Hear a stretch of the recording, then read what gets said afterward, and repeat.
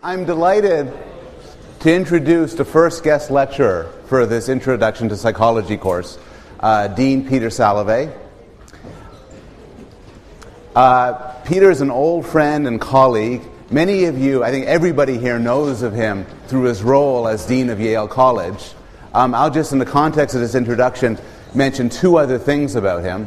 One is, prior to being Dean, and in fact still as a Dean, he's an active scientist, and in particular, a social psychologist, actively involved in studying health psychology, the proper use of psychological methods to frame health messages, and also is the founder and developer of the idea of emotional intelligence, an idea he's done a huge amount of research on. Secondly, Peter is, or was, an active and extremely well-known teacher at Yale College. He taught at one point the largest course ever in Yale College, a course on psychology and law, which broke every record ever had here. And before that, during that, and after that, he was a legendary Introduction to Psychology teacher. And I think you're going to get some reason for why he was so legendary with his lecture today on the topic of love.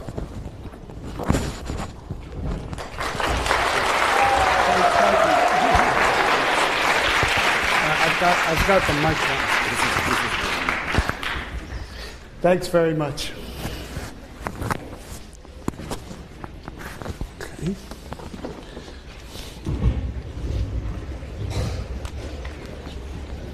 Is that okay? We're okay?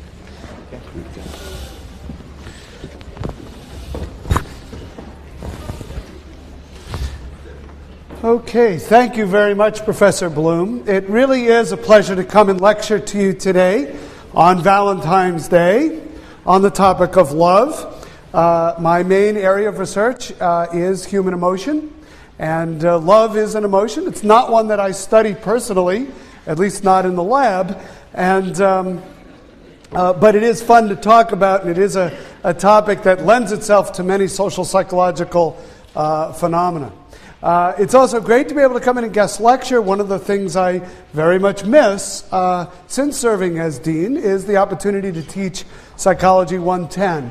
And although I love being dean, I do miss teaching introductory psychology. The feeling of exposing people to ideas that maybe you hadn't heard before. Well, I suspect some of the ideas in this talk you'll have not heard before, and for a variety of reasons.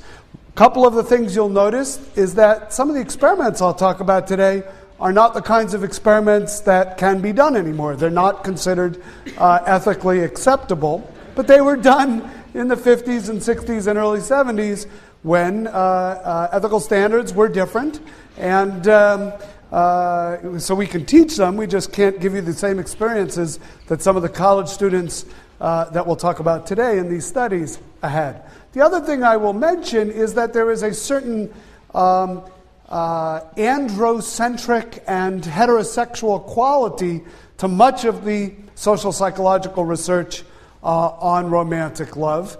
You'll see that in the experiments. Usually the participants are men, and usually the targets are women in these experiments. I'm not endorsing this as the only way to study love. It just happens to be the way these experiments were done. And so I mention this caution right from the beginning. We'll have to think about, one of the things you should think about is, do you think these experiments generalize to other kinds of dyadic relationships?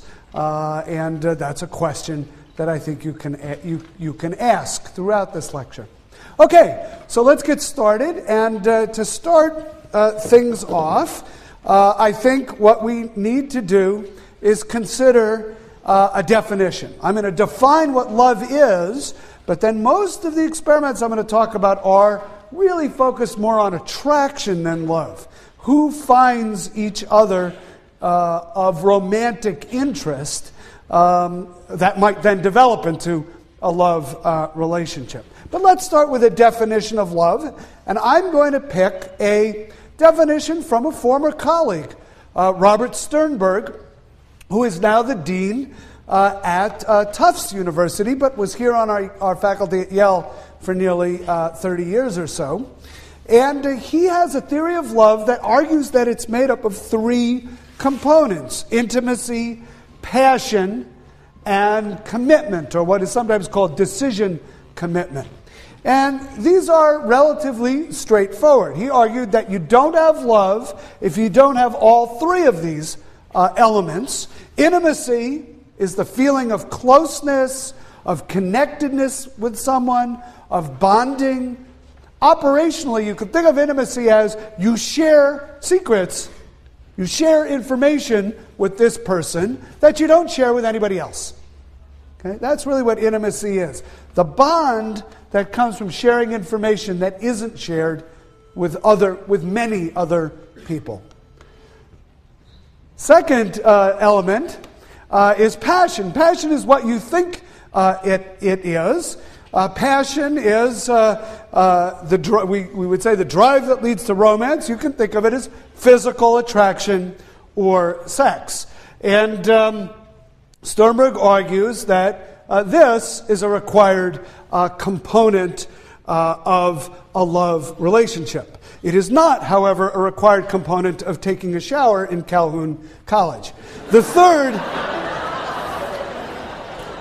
third element of love in Sternberg's theory is what he calls decision or commitment. The decision that one is in a love relationship, the willingness to label it as such, and a commitment to maintain that relationship, at least for some period of time. Sternberg would argue it's not love if you don't call it love, and if you don't have some desire to maintain the relationship. So, if you have all three of these, intimacy, passion, and commitment, in Sternberg's theory, you have love. Now, what's interesting about the theory is what do you have if you only have 1 out of 3 or 2 out of 3? What do you have and how is it different if you have a different 2 out of 3?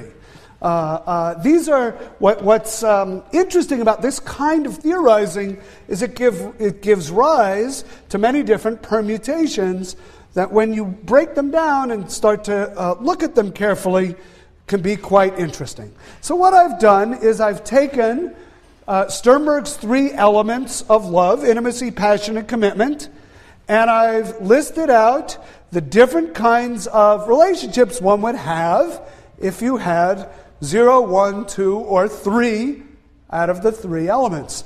And I'm using names or types that Sternberg uses in his theory. These are really from him. Some of these are pretty obvious. If you don't have intimacy, if you don't have passion, if you don't have commitment, you don't have love. Sternberg calls this non-love. That's the technical term. And essentially what he's saying is the relationship you now have to the person sitting next to you, presuming that you're sitting next to a random person that you didn't know from your college, is probably non-love. If it's something else, we can talk about it at the end of the lecture, or perhaps when I get to it in a moment. Now, let's start to add elements. Let's add intimacy. This is sharing secrets, a feeling of closeness, connectedness, bonding. Let's say we have that with someone, but we don't have passion, that is, no sexual arousal, and no commitment to maintain the relationship. This is liking. Sternberg calls it liking. And liking is really what is happening in most typical friendships. Not your closest friendship, but friendships of a casual kind. You feel close, you share certain information with that person that you don't share with many other people, but you're not physically attractive, and there's no particular commitment to maintaining this for a long period of time. Now, what if you're not intimate, you're not committed, but you're passionate? You feel that sexual arousal. This is what Sternberg would call infatuation, and that term probably works for you too, infatuated love. And this is love at first sight. I don't know you. We've never shared any secrets because I don't know you. I'm not committed to defining this as anything. I'm not committed to the future. In fact, I'm not thinking about the future. I'm thinking about right now. But boy, am I attracted. Right? That's infatuation. And that's what Sternberg means by infatuated love. The third kind of one-element relationship is there's no intimacy, right? No bonding, no closeness, no secrets, no physical attraction, no sexual arousal, but by gosh, we are going to maintain this relationship. We are committed to it for all time. Sternberg calls that empty love. Empty love is kind of interesting. It's often the final stage of long-term relationships that have gone bad. We don't share information with each other anymore, so there's no intimacy. We don't feel physically attracted to each other anymore. There's no passion. But we'd better stay together for the kids, right? Or we'd better stay together for appearance's sake. Or we'd better stay together because financially it would be a disaster if we don't. Or all the reasons other than intimacy and passion that people might commit to each other. That's what Sternberg calls empty love. Now what's interesting is in societies where marriages are arranged, this is often the first stage of a love relationship. These two people who've maybe never seen each other before, who have never shared secrets, so there's no intimacy, who don't know if they're physically attracted to each other, are on their wedding day revealed to each other and committed legally and sometimes religiously to each other. Right? The commitment is there, but at that moment, nothing else might be there.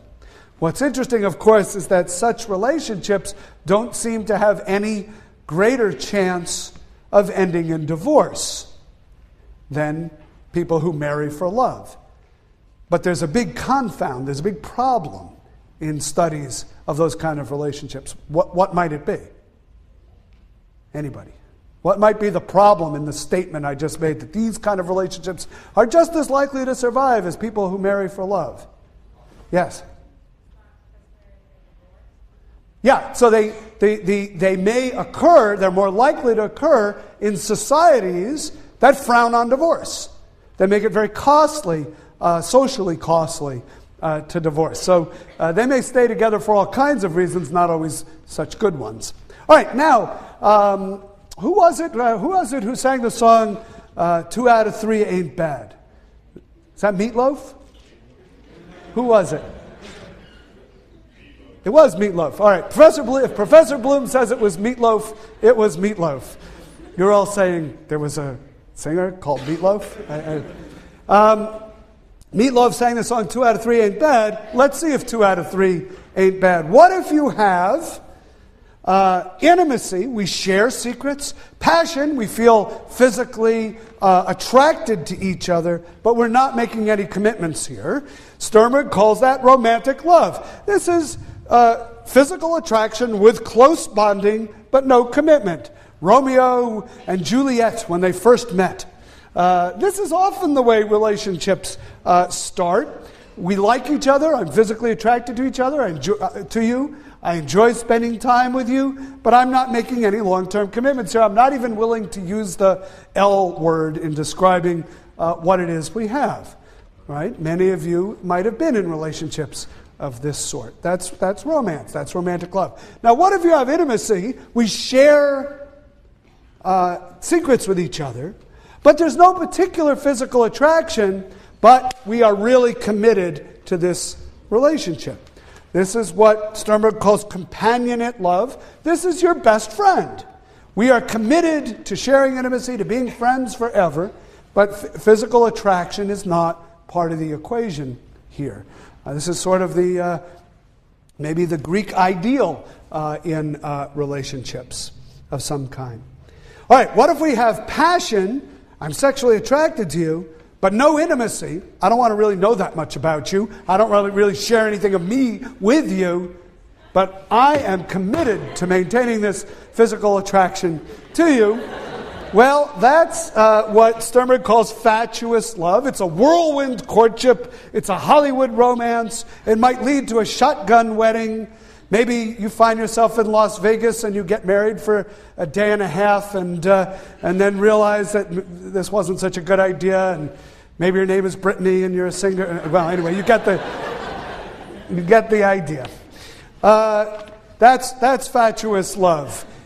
We are basically committed to each other for sex, but it's very hard to make those relationships last a long time because we might not have anything in common, we might not share anything with each other, we might not trust each other, we're not particularly bonded to each other. On the other hand, if you have all three, intimacy, passion, commitment, this is consummate love. According to Sternberg, complete love. This is how he defines love.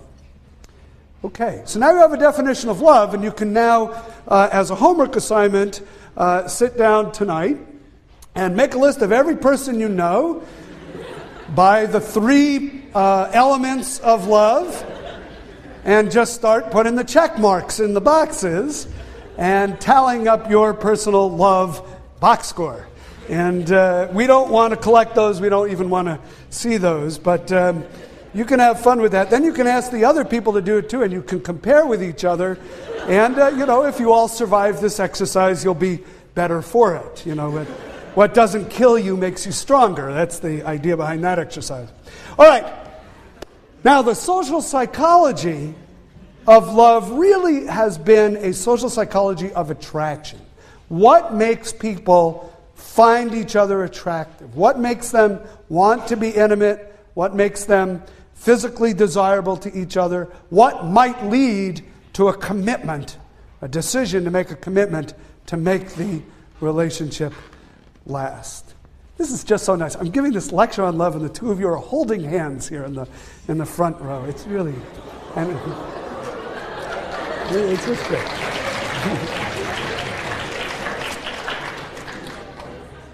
All three elements present: intimacy, passion, and yeah. Okay. Good. Just checking. Okay. So what's interesting about the social psychology of attraction is it has focused on 7 variables, and I've divided these into 2 groups: the big 3 and the more interesting 4. And I call them the big 3 are 3 variables that the effects are so powerful that they almost don't need to be discussed in much detail. The more interesting 4 are the ones I'm going to focus on in this lecture because they're a bit more subtle and they may be things that you've never heard of before. But let's quickly talk about the big 3. The way to understand the big 3 is with the phrase, all other things being equal. All other things being equal, people who find themselves in close spatial proximity to each other, like sharing an armrest in a lecture, will be more likely to be attracted to each other and form a romantic relationship. Okay? All other things being equal. Now, this has been tested in lots of interesting ways. Studies have been done in the city of New York, where you can, if you live in Manhattan, you can actually get a very nice metric of how far apart people live from each other in city blocks, right? You have a nice grid pattern, and you can use a city block metric to add up the number of blocks between people's doors. And people who live more closely together are more likely to end up in romantic relationships with each other. Seems kind of obvious, right? This even works on college campuses. We can measure in feet the distance between the door to your room and the door to every other room of a student on campus, and there will be a correlation between the likelihood of, it's a negative correlation, the likelihood of getting into a romantic relationship with a person and the number of feet between your door and that person's door. The fewer feet, the more likely a romantic relationship. All other things being equal. Now, all other things being equal is a big qualifier, right? But if we could statistically control for every other variable, all I'd need to do is measure the distance from your door to everybody else's door on campus, and I could chart out who's going to fall in love with whom on the Yale campus. Now, this idea, in a way, is, I don't know, maybe it's a little counterintuitive.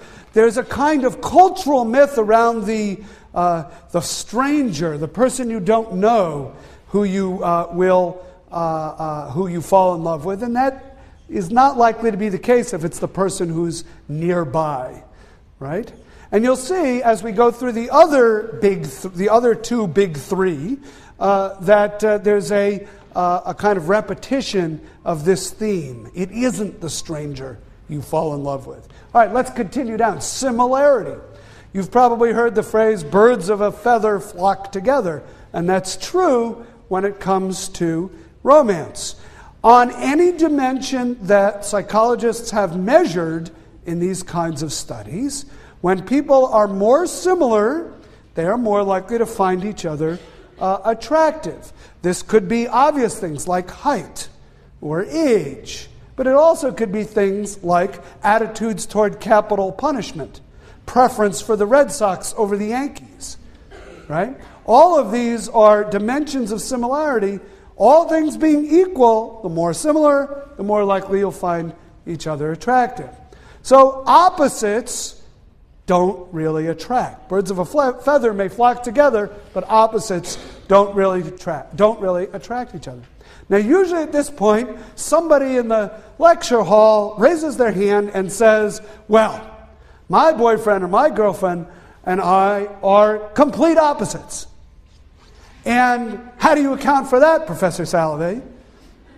And I usually look at them and I say, good luck to you. And of course, all things might not be equal. There may be other variables at play here, but all things being equal, similarity does not breed contempt. Similarity breeds attraction. Okay?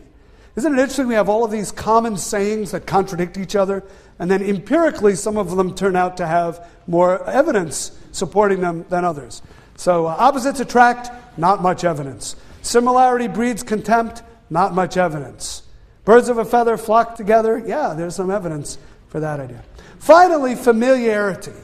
Familiarity, we tend to fall in love with people in our environment with whom we are already familiar.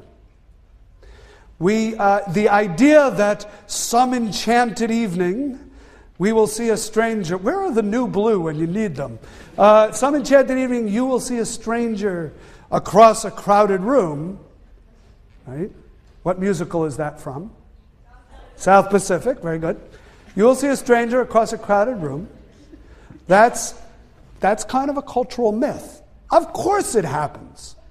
But much more common is somebody you already know, somebody you have seen repetitively, you suddenly find attractive, and a relationship forms. Okay? So the big three: people who are similar to you, people who are already familiar to you, people who are nearby in space. These are the people, all things being equal, that you will find attractive. Okay?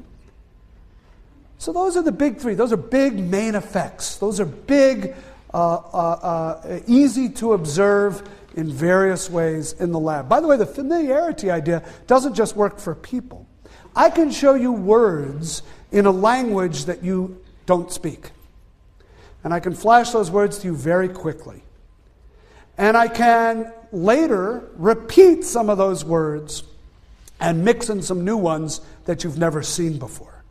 And I can say, I know you don't know what any of these words mean. I know you can't read these characters. But just if you had to tell me, which ones do you like and which ones don't you like? Or how much do you like each one?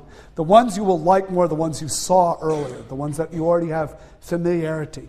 Even if you don't remember having seen them. Even if that familiarity was generated with such quick exposures that you don't remember even having seen anything. You will get that familiarity effect. Okay? Good. The more interesting four. These are more interesting because they're a little bit complicated, a little bit subtle. Let's start with actually the one that is my favorite. This is competence. Think about other people in your environment. Think about people who are competent. Generally, and think about people who are incompetent.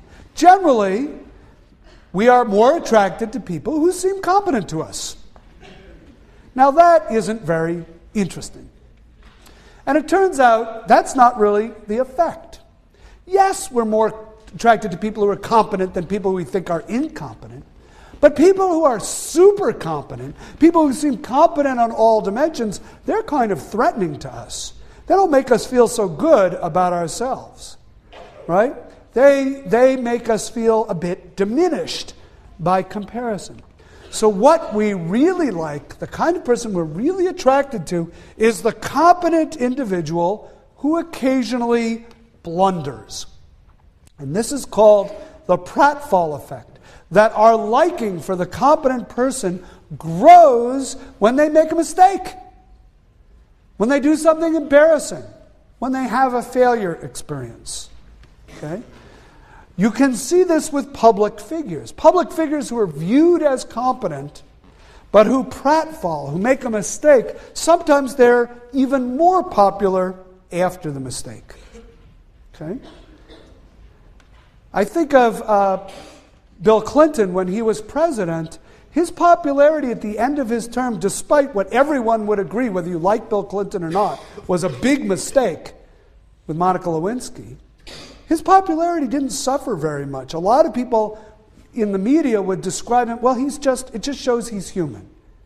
He makes mistakes like the rest of us, even though that was a pretty big mistake.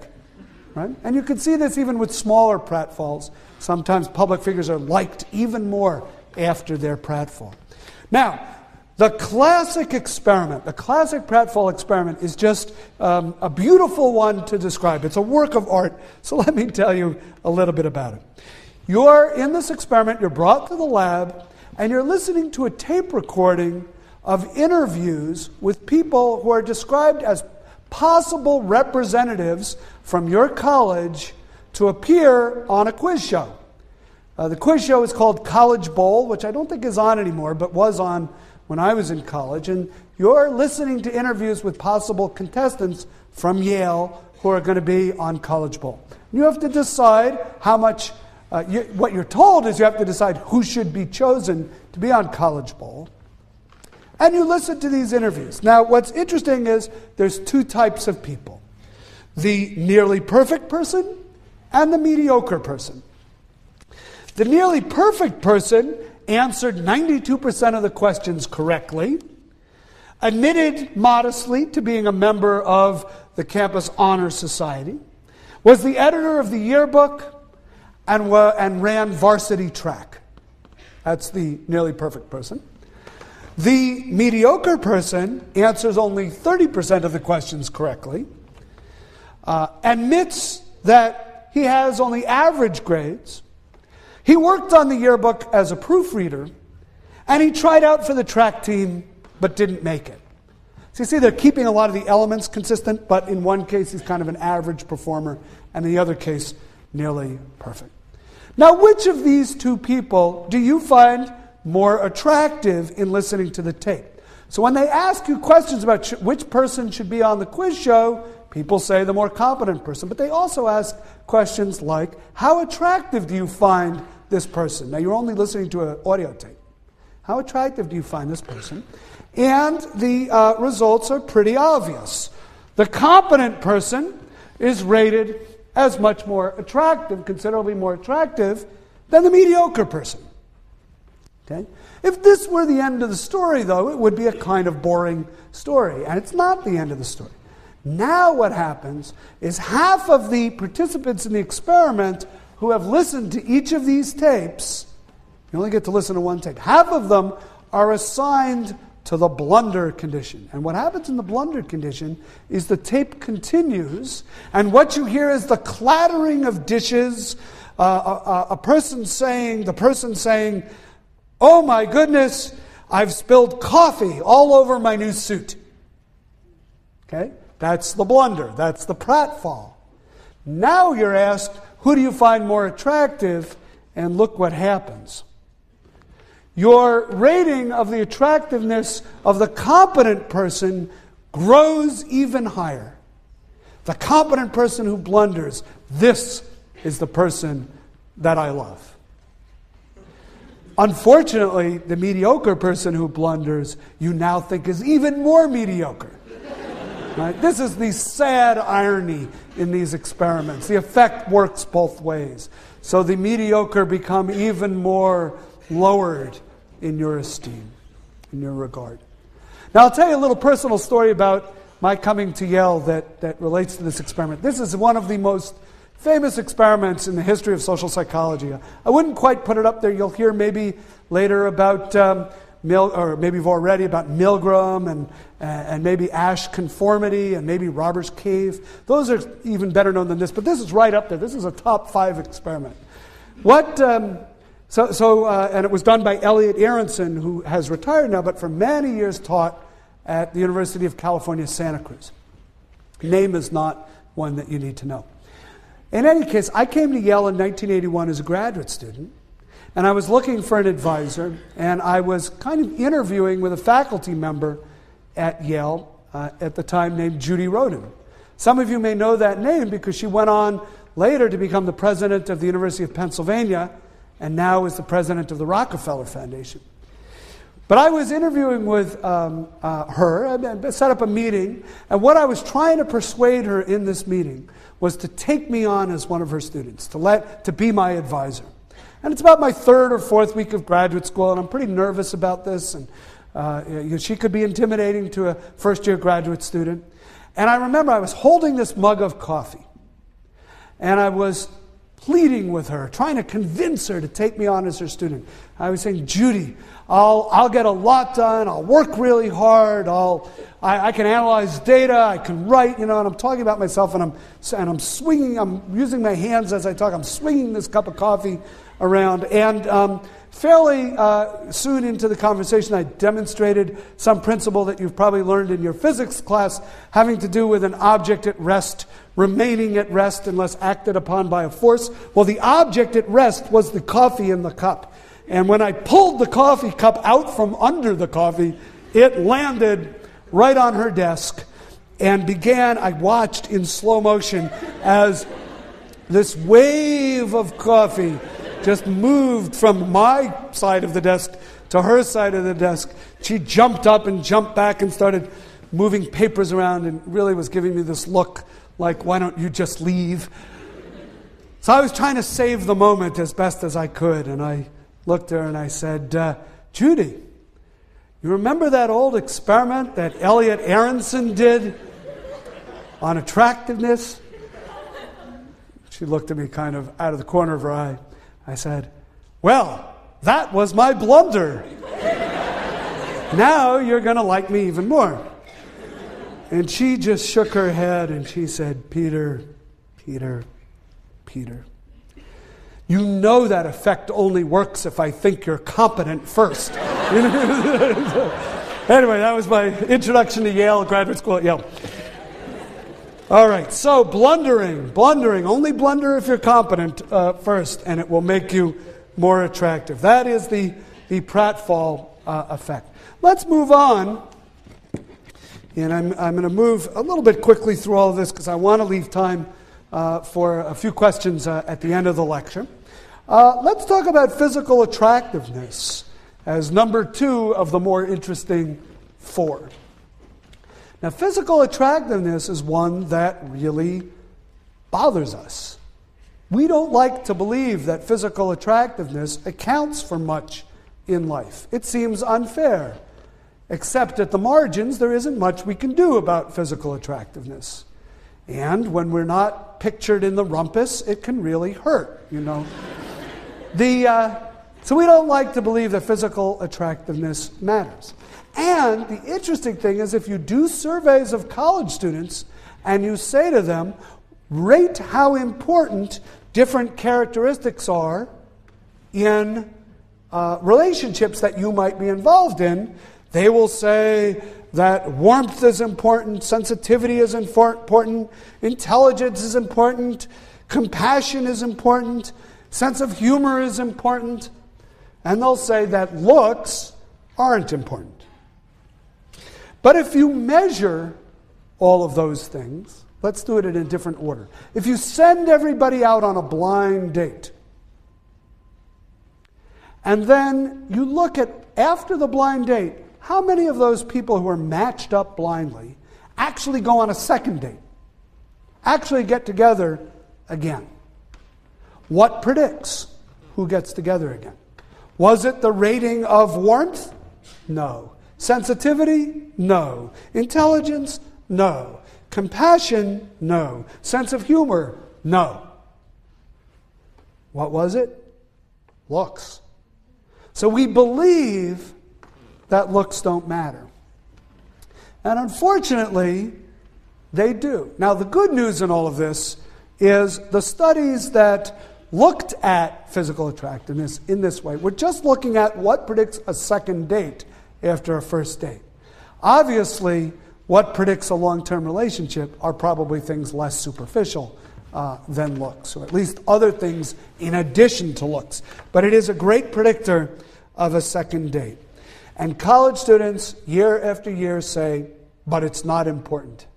And it's one of those classic dissociations between what we think is unimportant and what empirically turns out to be more important. All right, well, there are very interesting studies that have been done with physical attractiveness. At the University of Minnesota, a computer algorithm paired people up. Couldn't have been a very complicated algorithm because it basically paired people up randomly on the campus. But a lot of data about all the students on campus were collected, and people were then randomly paired up and sent to the dance, and then they were tracked over time. And just as in the thought experiment I just gave you, the University of Minnesota students acted in the same way. If they rated their partner as attractive, the randomly assigned partner, they were more likely to continue the relationship. Now, it's interesting to ask why, and we have to start to look at other experiments to try to get at what is it about physical attractiveness that makes people want to pursue the relationship. And once again, Elliot Aronson, the person who did the blunder experiment, the pratfall experiment, he did some nice work on attractiveness as well. And in one experiment, which many people know as the frizzy wig experiment, he did the following. He invited a Confederate, a graduate student who was working with him in his lab. Social psychologists always called people who were in the employ of the experimenter Confederates. Doesn't mean that they grew up south of the Mason-Dixon line or wave a certain kind of flag. But the older term for it was stooge. They would say, we hired a stooge to act in the following role in the experiment. But I think a certain generation of college students thought stooges were only named Moe, Larry, and Curly. And so they started to use this phrase Confederate. Now they'll usually just say we hired an actor. But anyway, the Confederate that they hired was a woman who is naturally attractive in most people's view. But they made her look either more attractive or less attractive by giving her kind of frumpy clothes, bad makeup, and a frizzy wig. And it was the frizzy wig that everybody remembers from this experiment. And what she does in the experiment is she poses as a graduate student in clinical psychology who is interviewing male participants, only men in this experiment. And at the end of the interview, she gives them her own personal clinical evaluation of their personality. Okay? So that's all it is. They have this interview with this woman. She's either made to look very good or she's made to look kind of ugly with this frizzy wig. And they talk to her. She gives them an evaluation of their personality. Half of the subjects receive a favorable personality assessment. Half of them receive a kind of unfavorable evaluation. How do they respond? Well, when she was made to look attractive, they were delighted when she gave them positive feedback about themselves. When she was made to look, when she was made to look attractive, but gave them unfavorable information about themselves, they were really upset about it. When she was made to look unattractive, they didn't really care what kind of information she gave. It didn't really matter whether it was positive or not. It didn't really make any difference. It was interesting, in the condition where she was made to look attractive but gave you bad feedback about yourself, often the subjects in that condition would look for an opportunity to interact with her in the future, obviously to try to prove that her evaluation was wrong. It mattered that much to them. So there's kind of this idea that attractive people, their feedback to us has more impact. I'm not saying this is fair. I'm not saying it's rational. I'm not endorsing it. But empirically, excuse me, empirically, we can see it. It's somehow the feedback from the attractive person matters more to us. Okay, number 3 of the more interesting 4, gain loss.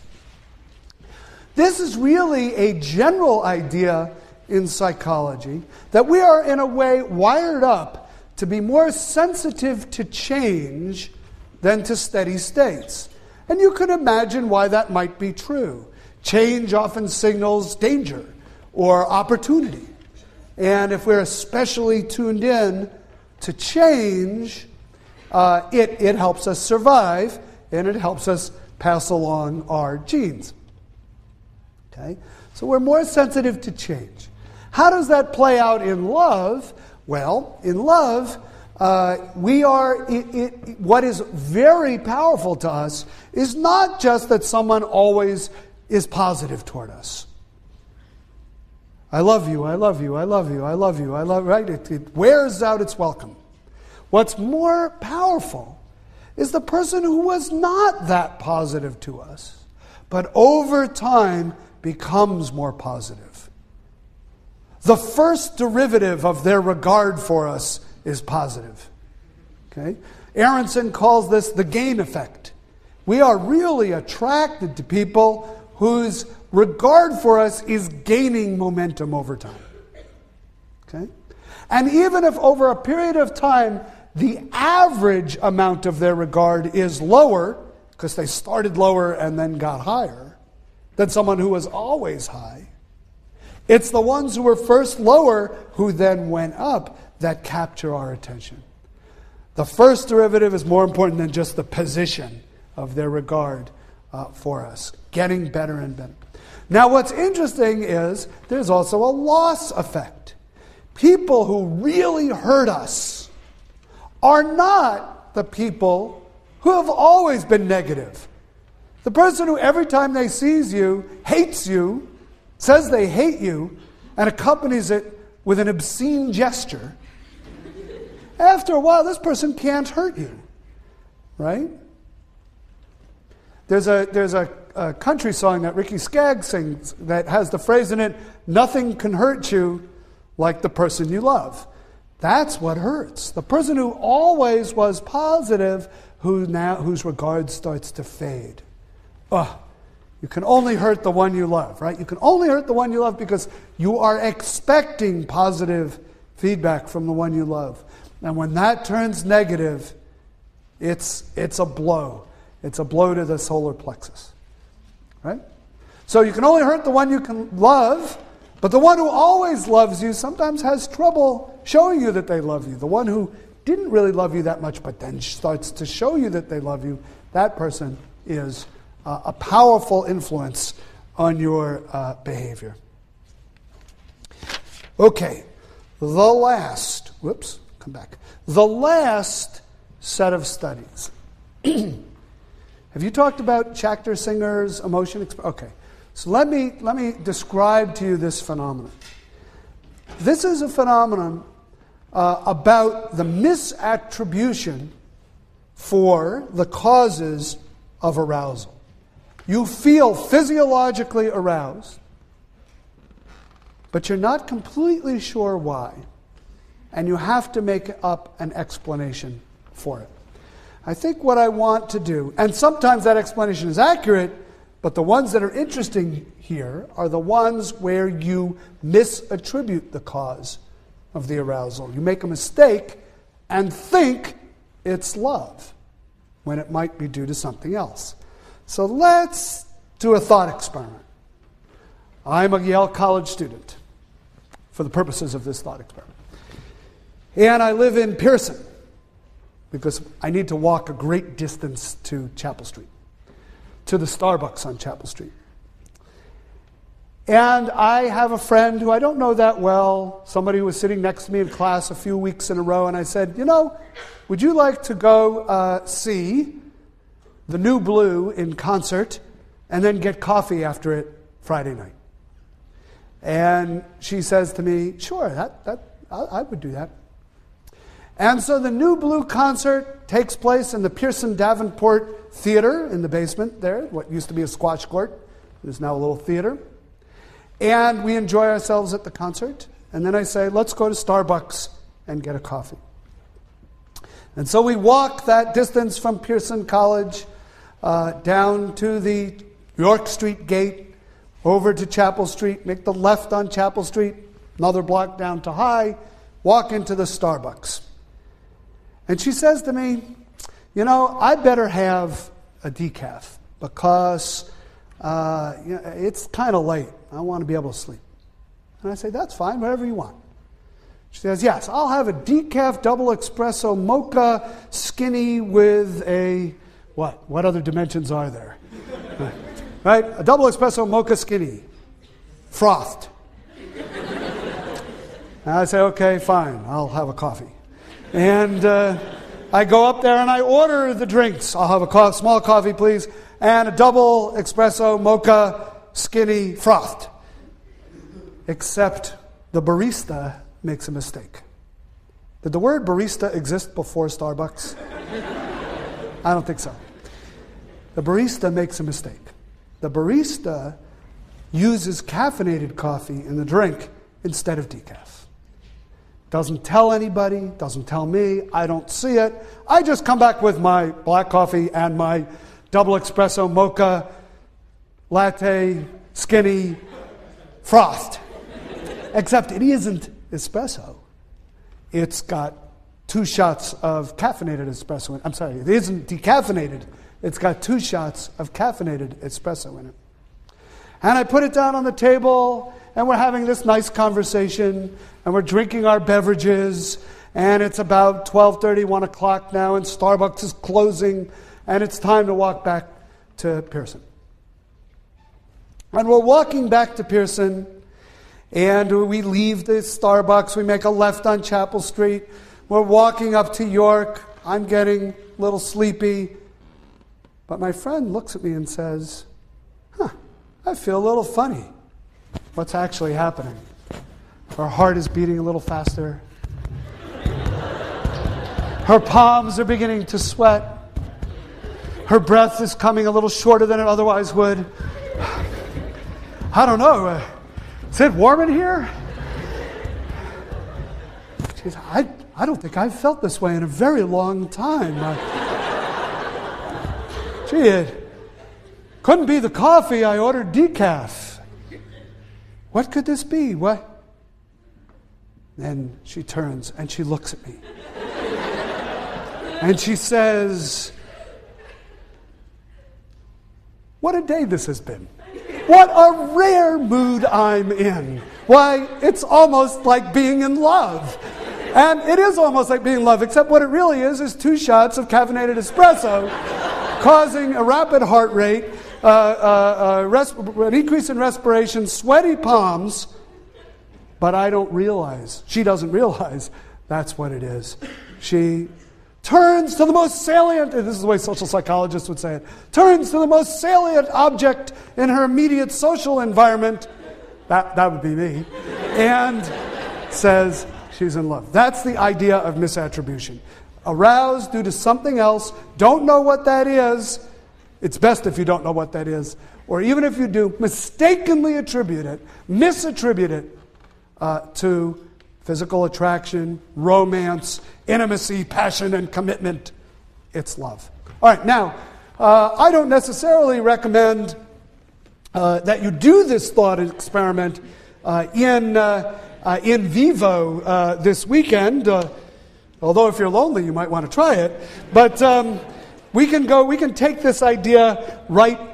We can actually do research on this. We can take it into the lab. But before I tell you about lab experiments, let me tell you about the most famous field experiment on this idea.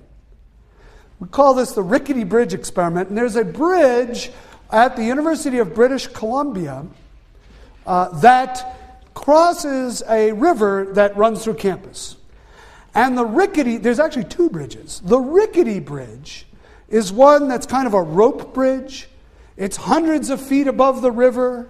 It sways in the breeze. It's only about 3 feet wide. You kind of hold on to it carefully and you cross the river. It's a pretty scary way to cross that river. Has anybody seen this bridge? It's still there. Yes, you know this bridge. Okay. There's another way to cross the river. It's on a low bridge near the water, solid wood planks, nice and wide, hand railings made out of solid wood, and you can cross the bridge that way. So what two investigators at the University of British Columbia did is they simply positioned, once again, an attractive actor or Confederate on one side of the bridge. She was a woman. And she met men crossing the bridge. And she would intercept them as they came across the rickety bridge or the low bridge. And she would ask them a few questions and conclude with, can you write me a story? You would help me out with my experiment if you just write a little story right now. Then she would collect their story and she would say, if you have any questions about this experiment, here's my phone number. Actually, this happens when you're in experiments. You get the phone number of the experiment. What happens? Well, the male students who crossed the rickety bridge, they wrote these sexy stories with interesting content, with kind of little bit ribald themes. And the people on the solid bridge, they just wrote pretty boring stories. The people who crossed the rickety bridge were more likely to call her up later and say, yeah, I'd like to talk about that experiment I was in. Can we meet at the Starbucks? You drink decaf, don't you? Right? And the people on the low bridge were much less likely to call her up. Okay? What was going on? Well, this was interpreted as misattributed arousal. On the rickety bridge, you're swaying in the breeze, hundreds of feet above the water. The bridge seems unstable. Maybe you'll make it, maybe you won't. Your heart is beating. Your palms are sweating. You're breathing harder. You meet this person and she seems more attractive because you're feeling all these things and you attribute it to the attraction. Now, there's a reason why this study is bad science. There's a major flaw in this study. The clue to the flaw is that you can't even call this study an experiment. What's the flaw? Anybody? Yes? People who would take the rickety bridge might be more likely to be more for adventure. People who take the rickety bridge might be the kind of people who are more looking for adventure than the people who take the solid bridge. Right. Another way of saying it is, there isn't random assignment of the subjects to the two conditions in the study. That's no random assignment, it's not an experiment. By not randomly assigning people to these two conditions, you may be capturing just individual differences in the kind of person who, when there's a perfectly stable, safe, low bridge, says, I don't want to go on that bridge. I want to go on the bridge where I have to risk my life to get to class. And then should it surprise us that that's the kind of person who would call a perfect stranger on the telephone and write a sexy story and give it to them? Right? We're not so surprised. So what we have to do, of course, is take it into the lab and do this in a more systematic way with random assignment. And this is how I want to finish up today. We have till 2:45, 3:45?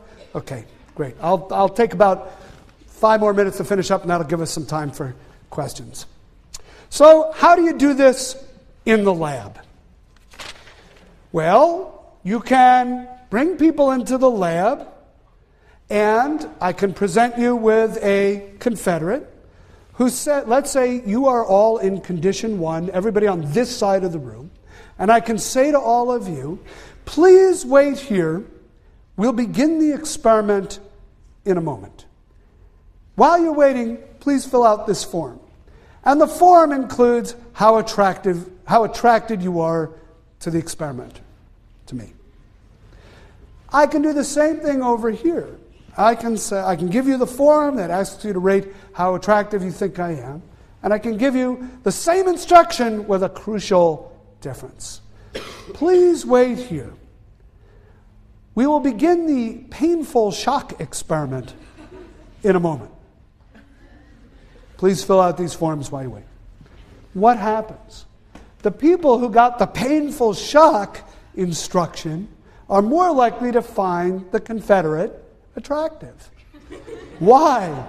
Well, they're sitting there thinking about painful shock. It's making their heart beat faster. It's making their palms sweat. It's making them breathe harder, maybe. And even though it's fairly obvious what's doing that, they still misattribute that arousal to, I must be falling in love. Even with that obvious an instruction. You can do this in other ways. You can bring, here's one of my favorite ones. You bring people in the lab. We'll make them the control group this time. We bring you to the lab and we say to this group of people, please wait here. We'll begin the experiment in a moment. You can fill out these forms in the meantime. The forms ask how attracted you are to the experimenter. You're now in the experimental group, and I say, please wait here. We'll begin the experiment in a moment. I'm going to ask you to fill out some forms. But first, to get ready for this experiment, I'd like you to get on this treadmill and run for 10 minutes. So you've run on the treadmill. You've just sat around. The people who've run on the treadmill, even when that arousal is fairly obvious, you're doing a little bit of aerobic exercise, you still find the experimenter more attractive. Okay? This is why the 4th floor of Payne Whitney Gym is such a dangerous place. And I urge you as your dean to be very careful there. Okay? It's that combination of aerobic exercise and spandex that leads to trouble. All right, now, here's the final experiment, and I apologize for this. It is a bit sexist in 2007 context. But let me explain, and one could never do this experiment today, but let me go through it with you, and you'll apologize for its some of its qualities. In this experiment, male subjects were brought into the lab, and they were asked to look at centerfolds from Playboy magazine. So these are essentially photographs of naked women. And they are wearing headphones that amplify their heartbeat. And they are asked, among other things, how attracted are they to the centerfold photograph that they're looking at. So maybe, I don't remember how many they look at, maybe it's about 10. So these slides are coming up. They've got the headphones on. The headphones are amplifying their heartbeat. And the slides are moving one after another for a few seconds each slide. And they're listening to their heartbeat. Slide 1. Slide 2. Slide 3. Slide 4. Slide 5. Slide 6. And then they're asked, which one did you find most attractive? Which one were you most attracted to? Oh, slide 5. Absolutely. She's the woman I want to marry. Okay? And what has happened is they're using this bodily cue of their heartbeat to infer that that's who they find more attractive. Now here's the twist. They're not actually listening to their heartbeat. They're listening to a tape recording of a heartbeat, and the experimenter is back there with the speed knob, and at random intervals, he just speeds up the tape of their heart and then slows it down again. And it doesn't matter which slide he speeds up the tape of the heartbeat on. That's the one the subject is more likely to think is the person of their dreams, the person they're attracted to. So even you can misattribute real arousal. You can even misattribute phony arousal. Arousal that isn't even coming from your body. It's just being played to you randomly. You can even misattribute that. Okay, I think these experiments are cute, and I think there's an interesting phenomenon there, and it says something in a way about how easily we can be misled as to what things in our environment, even things coming from our own body, mean. But there's also some very serious implications of this kind of work. One of them has to do with domestic violence. So think about domestic violence situations and why people stay in them. Why do people stay in relationships that are violent? Now, the number one reason, and we have to acknowledge it up front, is usually economically there's no alternative. Or people believe there's no alternative.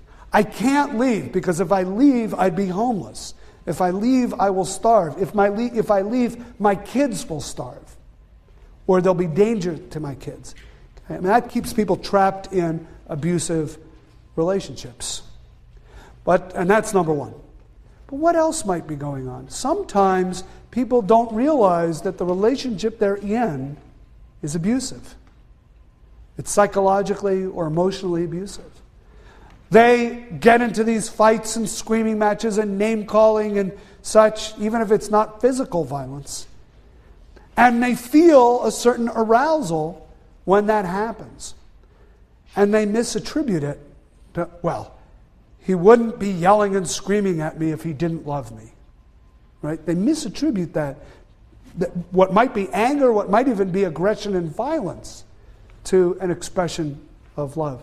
I have a friend who's a social psychologist who told me a story once that really made me very nervous, although she's fine. She said, when I was dating my husband, this is 30 years ago, we were having a tough time. We were in many, many arguments. We got into many, many arguments. And one time something happened where he came up to my car in a parking lot and he was yelling at me through the window. And I rolled up the window, and before you know it, he had punched out the window. Yelling at her, he punched out the window. He didn't touch her. And she said to me, that's when I knew he really loved me. And I thought, that's scary. And all joking aside, that's scary. But that's misattributed arousal. When he did that, I felt something and I assumed it was love. What she was misattributing as love, she was misattributing his aggressive response as love. She was misattributing her own fear as mutual attraction, and I must love him. So although we joke about these kinds of experiments, and they are fun to talk about because they are unusual and cute, there is also some serious implications of this kind of work that one might think about, and you might think about other possible implications as well. Okay, let me stop there and see what kinds of questions we might have. Thank you.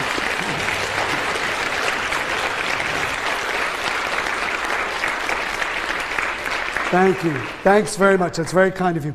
Because we are on tape, I'll repeat any questions that come in. Yeah? For the painful shock experiment, yeah? Could you not say that if you're informed that this experiment will include painful shocks, do you not rate the experimenter higher because you know that he's in control? Right. So the question is, in experiments like the painful shock experiment, if you're told in advance, like you all are, through a consent form or by the experimenter, this is an experiment involving painful shock, will you still rate the experimenter as more attractive? Or will you not be able to misattribute the arousal? It is true. The more salient we make the source of the arousal, the less likely you can get the effect. If in my thought experiment, I say to my friend, well, I know why you're feeling that way. The reason why you're feeling that way is because the barista made a mistake and gave you caffeinated espresso when you asked for decaf, or maybe you just love me, right? The person is not likely to say, oh, I bet it's love. They're more likely to think, Oh, caffeine, yeah, that's the parsimonious explanation here. So it is true, the more salient you make the cause of the arousal, the less likely you'll get the effect. But you can see, even in experiments where the cause of the arousal is somewhat obvious, at least to us, you can still get a misattribution effect. Other question? Yes?